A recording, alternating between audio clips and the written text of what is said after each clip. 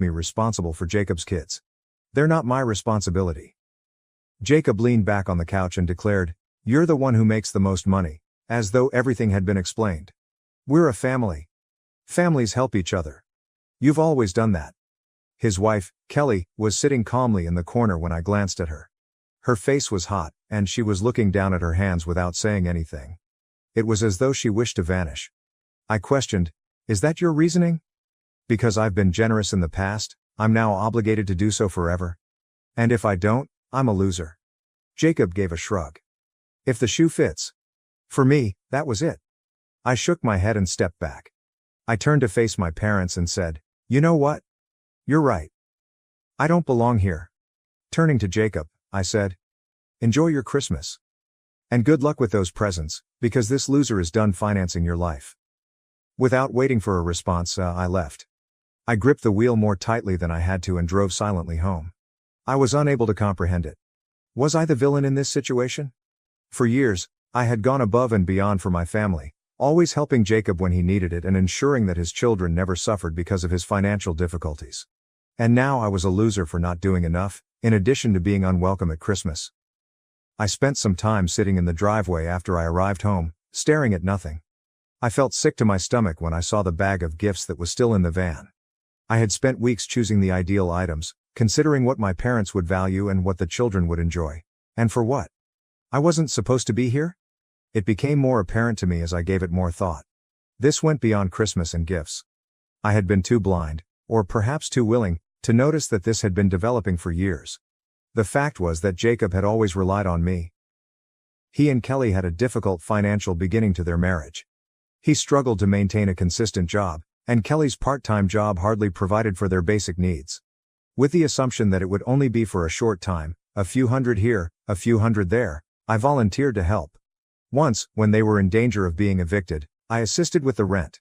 Later, when their second child was born, I helped with childcare. A little while became years, however. Jacob always called me first when he was having a bad day.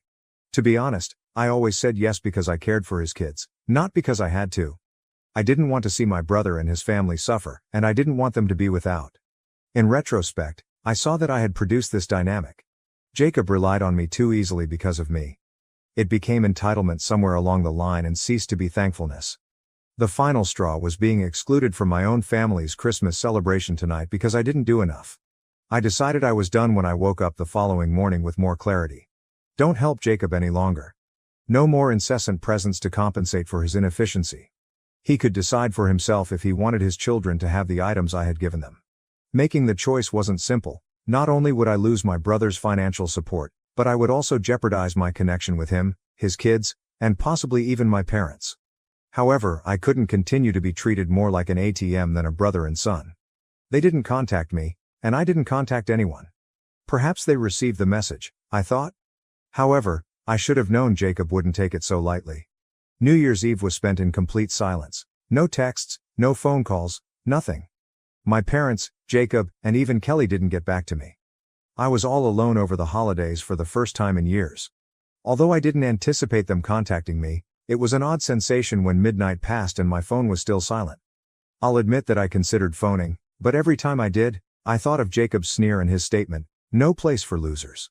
I had been the one keeping things together for years, and they had the gall to treat me as though I were disposable. I would give them distance if that was what they desired. I started to notice a change by the middle of January. Kelly has always been a reserved individual who shied away from confrontation. However, she unexpectedly texted me one evening. It was succinct and direct. "I just wanted to say I'm sorry. I don't agree with what happened. Jacob won't hear it from me, but I thought you should know." Unsure of how to react, I sat for a while looking at my phone. The fact that someone in the family recognized things for what they were was comforting, on the one hand. However, Kelly's apology suddenly seemed like too little, too late because she had not spoken that evening. At last, I responded, "I appreciate it, Kelly, but this isn't something I can just move on from." I didn't mind that she didn't continue the topic. The surprise visit. Then, in early February, Jacob unexpectedly arrived at my residence. When I heard the knock on the door, I was in the middle of a work meeting. I initially disregarded it as I wasn't expecting anyone. However, the knocking continued. Jacob was there when I eventually opened the door, And he looked more unkempt and irritated than I had ever seen him. Before I could stop him, he remarked, "We need to talk," and went inside. I folded my arms. "What's this about?" He was direct and concise. "You need to stop acting like this and start helping out again." I laughed because I couldn't believe he meant it, not because I thought it was amusing. "Helping out? You mean pay for your life? I told you, I'm done with that." He gave me a scowl. "You're the one with the money. Do you know how hard it's been for us since you decided to act like this? The kids barely have what they need. Kelly's trying to keep it together, but we can't do it without your help." What I was hearing was unbelievable. Are you listening to yourself right now? You're a grown man, Jacob. You have a wife and children. If you need more money, go out and earn it. It's not my job to solve your problems. He retorted. "You've always helped before. Why are you being so selfish now?" "Selfish?" I said again. "You want to talk about being selfish? Let's talk about how you lied to our parents about me, turned them against me, and then banned me from Christmas because I didn't spend enough on your kids. And now you're here asking for more? You've got some nerve, Jacob." I interrupted him by raising a hand before he could say anything further. "We're done here. I'm not giving you another dime, and I don't want to hear from you again until you figure out how to act like an adult." He glared at me as he stood there for a while before hurriedly leaving. I assumed that would be the last of it for a while once Jacob stormed out.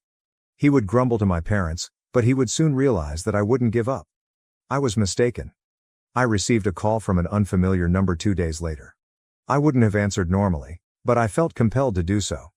"Hello?" a man's voice said. "Is this Michael?" "Yeah, who's this?" "This is Mark Dawson. I'm a lawyer. I represent a client who has recently expressed concern about certain financial matters involving your family. Do you have a moment to discuss them?" I went cold. "An attorney? What are the financial issues?" In an unduly courteous tone, he stated, "I can't go into detail over the phone. But it involves financial contributions you've made to your brother Jacob and his family. Specifically, your use of those contributions. Would you be willing to come to my office for a discussion?" I was at a loss for words.